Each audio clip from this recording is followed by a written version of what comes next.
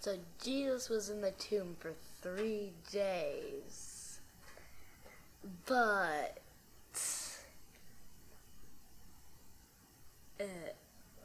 something happened. As you know, Jesus of Nazareth was crucified on Friday. But there is news today of an astonishing turn of events. So, you were in the area over the last several days. Can you tell us what happened after Friday's crucifixion?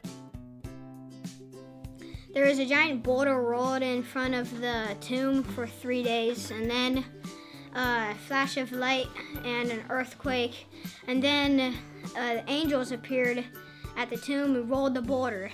The angel rolled the stone away, that's why everything was shaking. Whoa! No prayer was like this. Whoa! Then he sat on top of it. 2 girls walked into the cave and noticed that the stone was moved and saw an angel covered in white robes as if there was snow covering the angel. Maybe it was purple or was it pink or blue? It was white. The angel said to the women, "Don't be afraid. "It's okay."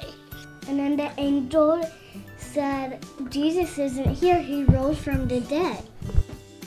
The women were walking on the road when they met Jesus, and they fell to the ground and started crying. But Jesus said, "Go back and tell my disciples I will see them in Galilee." The women ran to the disciples and told them what had happened. They did not believe them. Peter jumped up and he ran to the tomb to look. When he looked inside, there was only empty cloth laying on the bed. So tell me about that walk to Emmaus.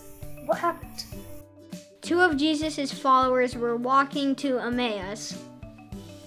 Suddenly, Jesus appeared next to them, but they didn't know God was keeping them from knowing it was Jesus. And then he was walking with them and asking them, "What is the matter and what are you talking about?"